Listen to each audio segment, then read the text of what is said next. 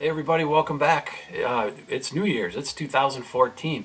Badgers kick off in about 30 minutes here. Hopefully many of you are watching that game and cheering for the right team. We've got a lot happening over the next month or so, so we'll use this video just to get people updated on some of that. Alright, first and foremost, if you are on the 5-6 side of the building, you know that we've got some new blinds installed over all the big windows facing the pod area. Some of those are gone now. They should have been taken out here over break. They mismeasured some pieces, and some of the really long windows were getting replacements. So if you come back in, half of the rooms are missing blinds at this point. They are making that right, fixing those for us, and we'll get those back in the next several weeks. So anyways, when you see there's no blinds, we know that that's happening. All right, next up here, STAR testing starts next week on the 7th, on Tuesday. I will be sending out the finalized plan for all of that. We're working out just a couple loose ends with the Chromebooks, but we should have a schedule for that. Basically, if you are a 5-6 teacher, we will be using the labs, room 10 and 27.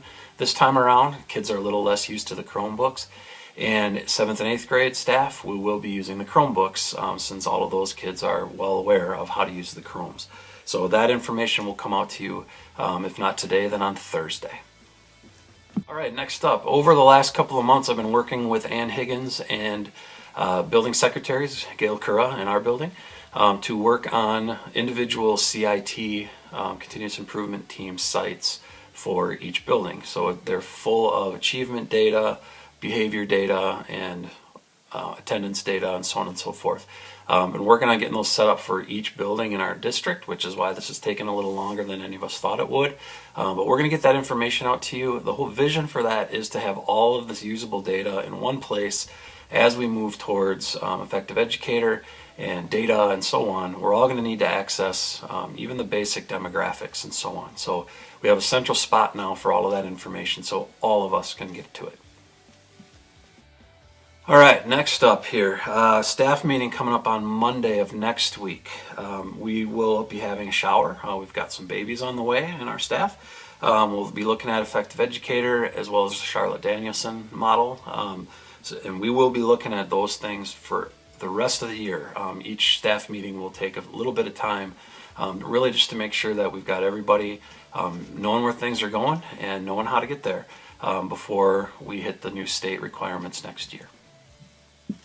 And last but not least here, you've heard some talk about changing the evaluation 3-year cycle so that things are a little bit more aligned by department.